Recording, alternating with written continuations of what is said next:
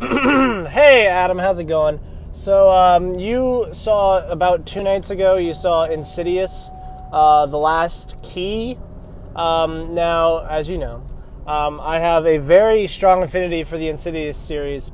Insidious was my very first horror movie, and I thought it was hilarious, and that was, it was great. But then, over time, I began to appreciate it, and I was like, oh, I wanted to get scared by it, and I loved it so much that, it got better every time. You know what I mean? So, yeah, love Insidious. 3 years later, Insidious 2 comes out. Love Insidious 2. It's probably the best horror movie sequel, maybe, I don't know, ever.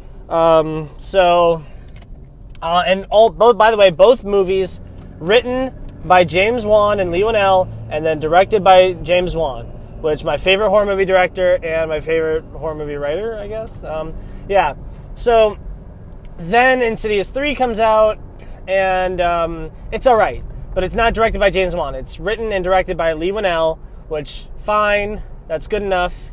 And then we have Insidious 4 comes out, and immediately I'm not happy because it's only written by Lee Whannell. And it's directed by some Joe Schmo who wrote one of the Paranormal Activity movies, and I'm like, that's not good. And so I'm already unhappy with it. Also, it does this thing. It did the thing where it's like a lot of series, like Pirates of the Caribbean and Alien, when they get to the fourth movie, they just stop numbering them. And, like Insidious Chapter 2, Insidious Chapter 3, and now it's just Insidious The Last Key. By the way, that's one thing that pissed me. Okay, I liked this movie. Just up front, I want to say I liked Insidious Last Key. But up front, I want to say, bullshit the way it started. Okay, Insidious starts with a Insidious plane. You know what I mean? Like, the title comes up and it flashes and it, makes this big, obnoxious ass noise. That's Insidious, okay? Insidious is not this bullshit, it looked like a cartoon. And I hated it.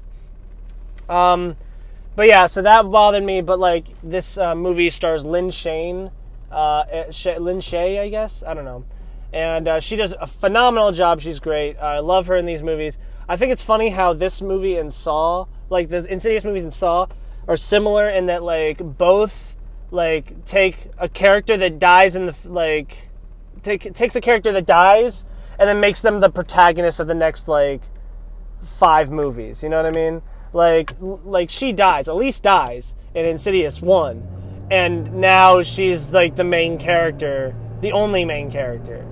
She's the one being haunted. At least in Insidious 3, it was with some girl. And Insidious 2 is one of the best sequels of all time. Oh my god, I love Insidious 2. But yeah, more on this movie. She does great. Specs and the beard guy, I don't know his name. Lee Whannell plays Specs, and I love that. He does a great job. I think he's a great actor. They're good, but the funny thing about them is in Insidious 1, they're funny because they're bad, and they show up in this serious horror movie for 2 seconds, and they make a few jokes, and you're like, oh, that's cool.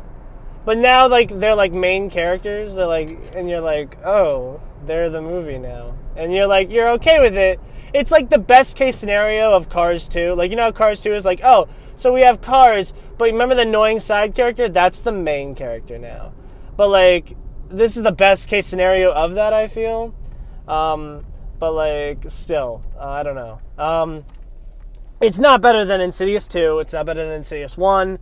It's probably better than Insidious 3, honestly. I had a shit time watching Insidious 3, but it's fine. It's an okay movie, but I've never watched it again, which is fine. But it was serviceable. It was very weird, and so many different things were happening.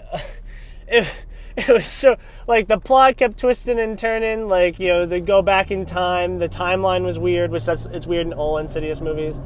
The Keymaster, in comparison to other villains, he's better than the stupid-ass Breathing Man. The Breathing Man was fine, but the Keymaster was okay also. They're probably on the same level. I didn't care about either one of them. They're no Darth Maul or not the Nun. What's it called? The Woman in Black. Which, isn't it funny? There's a horror movie series called The Woman in Black, and then the Woman in Black is the bad guy in this one. It's not the same thing, but that's weird. But yeah, I don't know. Nothing really impressed me about this movie. It was fine. A lot of jump scares, but then again, whatever. Nothing really. Yeah, that's the thing. Nothing really stood out to me. I don't remember it very well. And that's not good. Music is usually one of the best things about Insidious is the music, and I feel like we were missing that a lot. It's the same composer, Joseph Bashira, who also plays Darth Maul, but I don't know, it just wasn't the same, And the ending of this movie, okay, spoilers by the way, because whatever. Every single movie shows Darth Maul, or has to do with Darth Maul in some way. Because he's the iconic villain of the first movie, They show his face, that iconic shot of him behind Josh, and he's just a cool idea, You got this creepy ass, black figure with a red face on fire, and he's got hooves, and the long tail, and it's a good idea. And then he's in the first movie, he's the main villain, and then the second movie, which is the best usage of him, is at the end for the fans. She goes and investigates this Hispanic family, and they look up she at least looks up in the corner behind the girl who's haunted, and she just hears the crackling noise. And if you're a real fan of Insidious, that's what I think. If you are a real Insidious fan, then you know what the crackling noise means, and that means Darth Maul's about to show up and mess things up, right? So that was so cool. And then I like how he showed up in Insidious 3. The first time it was better than anything else. It was the biggest scare of my life, first of all. And then also it's just, it's just cool. But upon further viewing, it's oh, you're not actually there. You guys aren't actually in the same room. This is green screen. It looks really bad.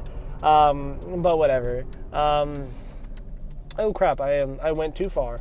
Not in the review, I just went too far in my driving.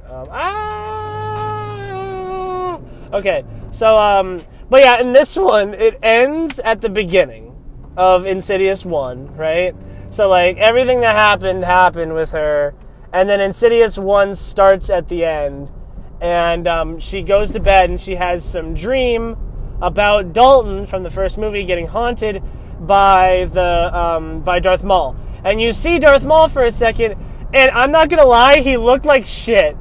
He looked like not even real.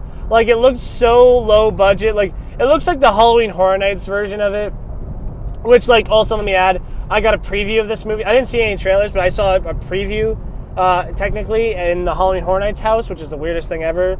And it was fine. Didn't spoil anything. I don't know. I knew that there was a key man, but obviously. But and then they did a lot of the first movie where it was tiptoe by the tulips, by the garden, and yeah, so he looks so bad, but it was a nice little hey, remember Insidious 1?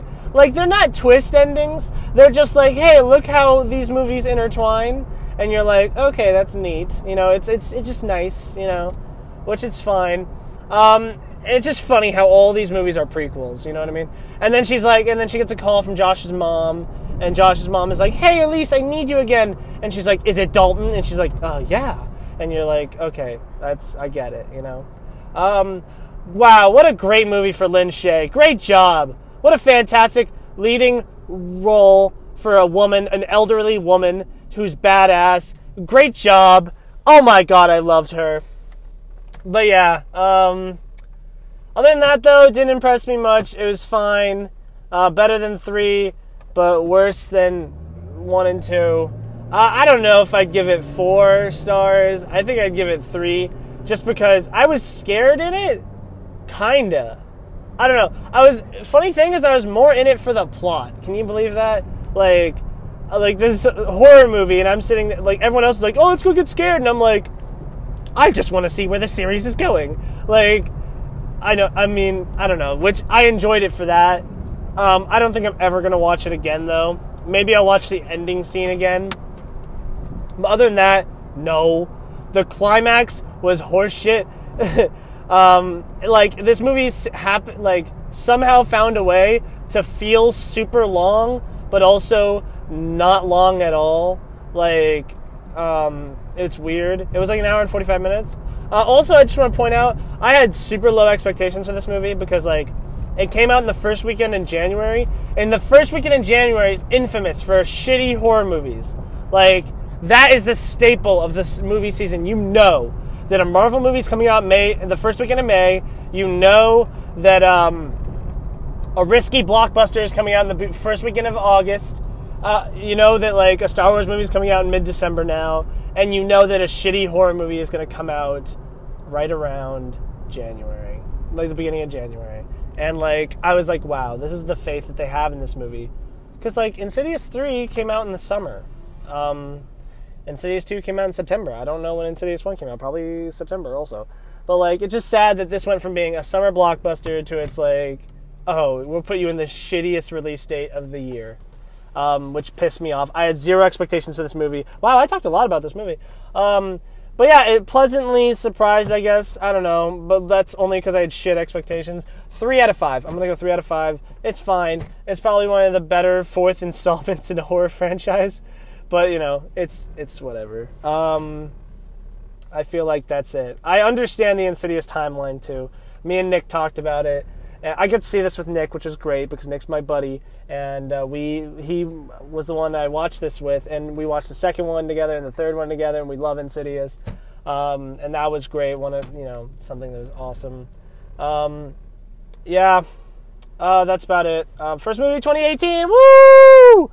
But yeah, so that's all I got. Adam, your life's crazy right now. But you probably will remember what happened yesterday. Oh my gosh, women are crazy. But that's all I'm going to say. Because just in case someone else watches this isn't me. These all get like 8 views. And I guarantee the 8 views don't even last this long. Like, you stop watching before this point. If you're still watching, let me know. You know, say like, Adam, I'm still watching. But yeah, Rachel hated this movie. I don't know why. Nick liked it, but I liked it. It's fine. 3 out of 5. Start out the movie with a solid movie, which is great. It got shit reviews, which that's fine. I understand. It's definitely a personal thing. For me personally, it's a 3 out of 5 because it was a serviceable entry in my favorite horror series. But like, I could totally see how someone would watch this movie and be like, "Ooh, wow, another shitty horror movie at the beginning of January." But personally, I was like, oh, goody, like, a nice little installment in my favorite horror franchise. But yeah, 3 out of 5. Go home, Adam. Go home. Okay, love you. I love you so much, Adam. Okay, I love you too. Okay, bye.